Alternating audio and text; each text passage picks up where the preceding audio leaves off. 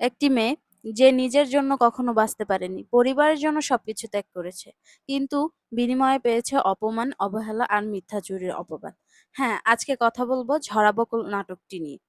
এমন একটি নাটক যা শুধু একটি প্রেমের গল্প নয়, বরং আমাদের সমাজে হাজারো বড় মেয়ের না বলা কষ্টের গল্প।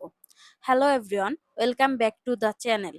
সম্প্রতি মুক্তিপ্রাপ্ত ঝরা বকুল নাটকের অভিনয় করেছেন ইয়াশ রোহান, সুনায়রা বিনতে কামাল এবং রিঙ্কু।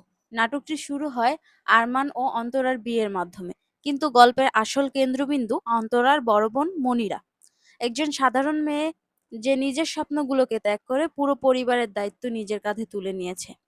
মনিরার চরিত্রটাই এই নাটকের প্রাণ। সে এমন একজন মানুষ যে সংসারের সবার সুখের জন্য নিজের সুখ বিসর্জন দেয়।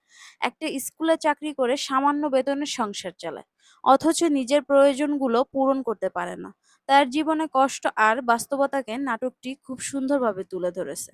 এদিকে কবির, যে চরিত্রে ইয়াশ রোহান অভিনয় করেছেন, প্রথম দেখাতেই মনিরার সফলতা আর আত্মত্যাগে মুগ্ধ হয়ে যান। ধীরে ধীরে তার মনে জন্মে নেয় ভালোবাসার। কিন্তু ঠিক তখনই গল্পে আসে সবচেয়ে হৃদয় বিদারক মুহূর্ত। একদিন আরমানদের বাসায় দাওয়াতের সময় হঠাৎ একটি সোনার কানের দুল হারিয়ে যায়। এরপর সবার সামনে মনিরার ব্যাগে তল্লাশি করে সেই দুল পাওয়া যায়। মুহূর্তেই তাকে চোর হিসাবে অপমান করা হয়। সত্যি বলতে এই দৃশ্যটি এতটাই কষ্টদায়ক ছিল যে একজন দর্শক হিসাবে মনিরার জন্য খারাপ লাগতেই থাকে।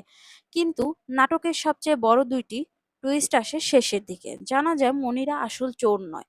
পুরো ঘটনাটি ছিল একটি পরিকল্পিত ষড়যন্ত্র। কারণ কিছু মানুষ কোনোভাবেই চায়নি মনিরার মতো মধ্যবিত্ত মেয়ে সেই পরিবারের বউ হয়ে আসুক।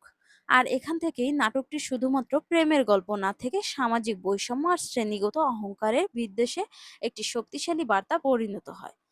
এবার যদি অভিনয়ের কথা বলি, তাহলে সবার আগে বলতে হবে সুনায়রার কথা। মনিরা চরিত্রে তার অভিনয় ছিল অসাধারণ। বিশেষ করে কান্নার দৃশ্যগুলো এতটাই স্বাভাবিক ছিল যে মনে হয়েছে চরিত্রটাই কষ্ট তিনি সত্যি অনুভব করছেন। অন্যদিকে ইয়াশ রোহান চরিত্রে দারুণ পরিণত অভিনয় করেছেন। একজন ভদ্র, দায়িত্বশীল, নীতিবাদ মানুষের চরিত্র তিনি খুব সুন্দরভাবে ফুটিয়ে তুলেছেন। তাদের দুজনের স্ক্রিন কেমিস্ট্রি ছিল বেশ ভালো। নাটকে আরেকটি শক্তিশালী দিক হলো এর বার্তা। আমাদের সমাজে বড় মেয়েদের উপর যে অতিরিক্ত দায়িত্ব চাপিয়ে দেওয়া হয়, তাদের ত্যাগের যে অনেক সময় স্বাভাবিক বলে ধরে নেওয়া হয়, সেই বাস্তবতাকে খুব আবেগঘনভাবে তুলে ধরা হয়েছে। তবে কিছু ছোট ছোট দুর্বলতা ছিল। কয়েকটি দৃশ্যে গল্পের গতি একটু ধীর মনে হতে পারে। এছাড়াও কিছু চরিত্রের আচরণ আরো শক্তভাবে উপস্থাপন করা গেলে নাটকে আরো বেশি প্রভাব ফেলতে পারত। সবকিছু মিলিয়ে ঝরা বকুল এমন একটি নাটক যা আপনাকে হাসাবে না, বরং ভাবাবে। পরিবারের আত্মত্যাগ, ভালোবাসা, সম্মানকে এর আবেগঘন গল্প এটি। আপনি যদি ইমোশনাল এবং সামাজিক বার্তা মৃদ্ধ নাটক দেখতে পছন্দ করেন, তাহলে ঝরা বকুল অবশ্যই আপনার ওয়াচ লিস্টে রাখা উচিত।